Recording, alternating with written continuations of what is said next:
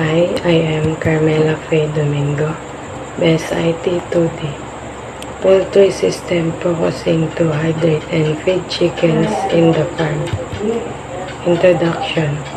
These days, poultry farm is important food supply in India.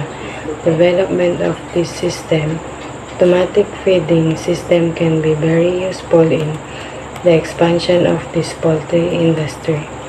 Removing gas from the farm and also cooling for control of the farm temperature is the most important task. Chickens in poultry farms are fed manually by manpower and labor. That increases expenses. Temperature increases very high in summer. The cooling is also manually. Poultry farms can replace these manual activities and work easier with this automated feeding and cooling system. Statement of the problem. Generally, this study aims to prevent feeding foods to the chicken. Specifically, it answered the following question. Number 1.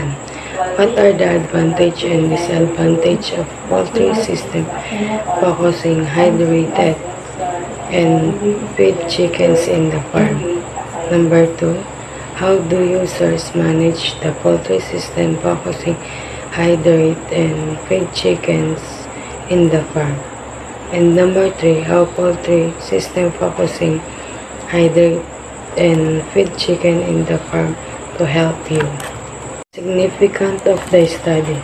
This study will help to develop the critical thinking of the users from using poultry farm focusing to hydrate and feed chickens in the farm. This study investigates how important the technology nowadays. This study seeks to find out how to speed up the work for feeding a chickens use this technology and the limitation. The study entitled Poultry System Focusing to Hydrate and Feed Chickens in the Farm will conducted in town of Luna. The main focus of the study is to know in making a prototype for poultry system focusing to hydrate and feed chickens in the farm. It aims to widen the knowledge and help them new ways for feeding chickens. Review of related literature. According to Ayapan V. et al., in contemporary world, automation plays a vital role. This paper focuses on automation of poultry farm by using wireless sensor network and mobile communication system. Chicken is the most favorite produce in today's world because it is a nutrient-rich food providing high protein, low fat, and low cholesterol than other poultries. In this paper, environmental parameters of a poultry farm such as temperature, humidity, and ammonia gas are monitored and controlled automatically in order to increase the growth of chicken. Water level also controlled and monitored with the help of sensor module. By connecting all the sensor modules to the microcontroller, all sensor values are acquired, then using Wi-Fi module it will be uploaded to the web page. The person in charge of the poultry farm can get the internal environmental situation of poultry farm through PC or mobile phone using internet. This system will control temperature, humidity, ammonia gas, and water level with the help of cooling fan, exhaust fan, ventilation window, and DC motor without any human interface. Based on their threshold values, it will switch on the device. Thus, this system design provides automated poultry, reduces manpower, and increases production of healthy chicken.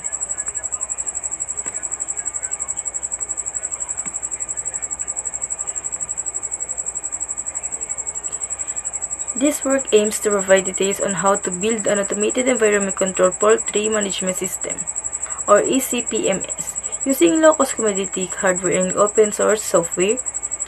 A board of interesting with different sensors. The system has been truly investigated 4 various physical parameters associated with effective poultry management, which includes in temperature, humidity, moisture content in the air, and air quality. It was found that the system not only monitors these parameters but also regulates these parameters effectively. The framework was observed to be very useful for farmers as they could easily access and control the system remotely using their handheld mobile device. The system reduces human intervention, saves time, optimizes resource utilization, and increases poultry production. The chicken poultry industry is an important industry for sustainable food supply in our country. The development of an automatic chicken feeding machine can be very useful to the growth of the poultry industry. In existing system, the chickens need a presence of manpower to manually give the food to the chickens.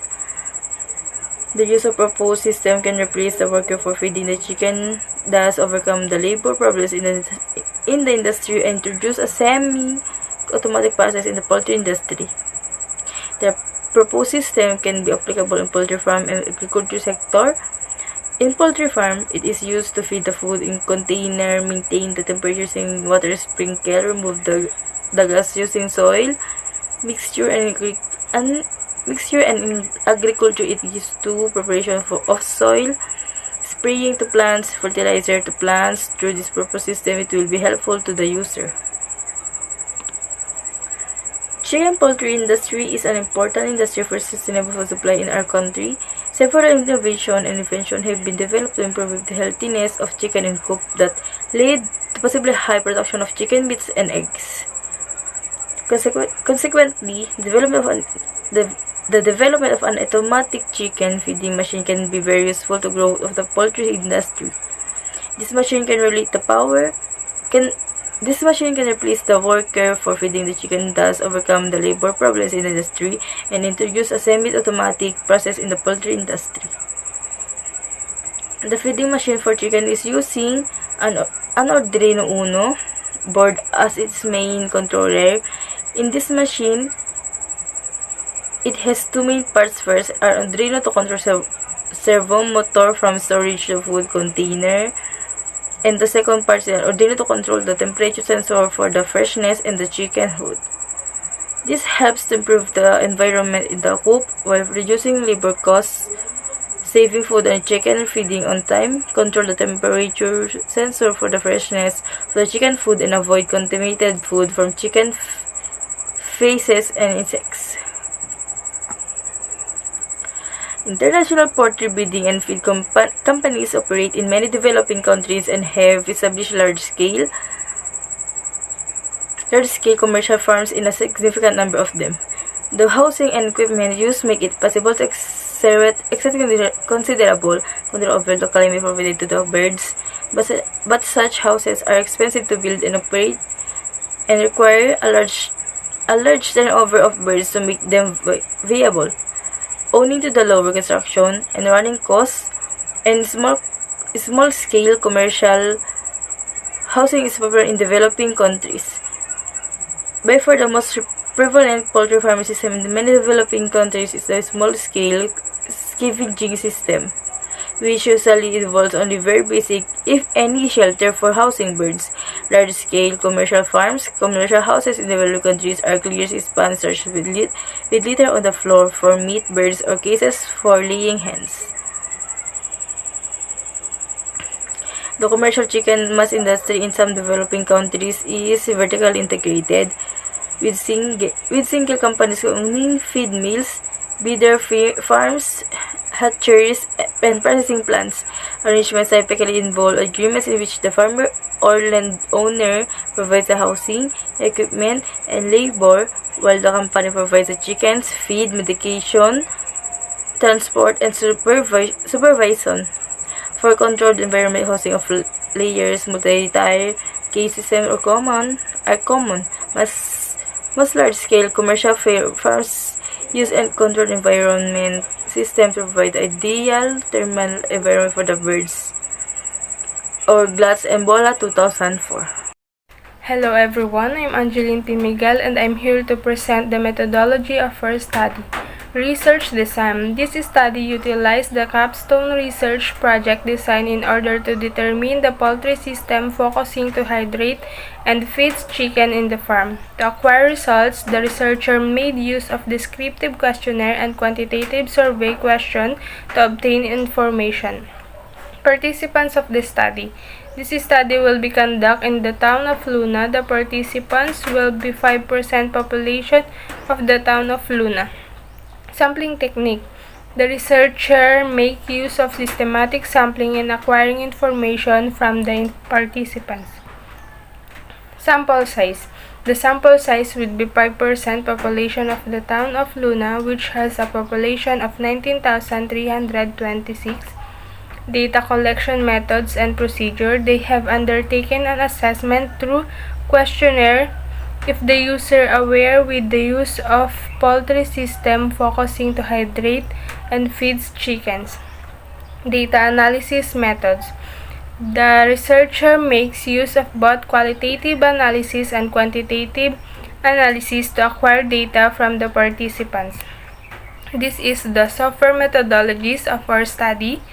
Planning and requirement analysis, defining requirements, designing the software, developing the project, testing, development or implementation, and maintenance. And this is the data flow diagram of our study. This is the entity relationship diagram of our study.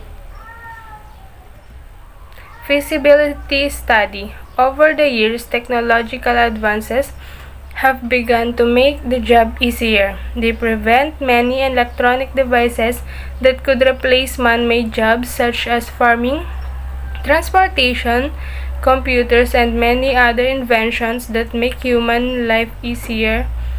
The project proposed by the researcher will eventually make children safer in using technology. And this is the Gantt chart of our study. Setting up field laboratory, instrumentation setup, sampling, sample extraction, calibration standards, sample analysis, loading of fields, supplies, final calibration check, shutdown of instruments. And this is the per chart of our study. And that's all. Thank you.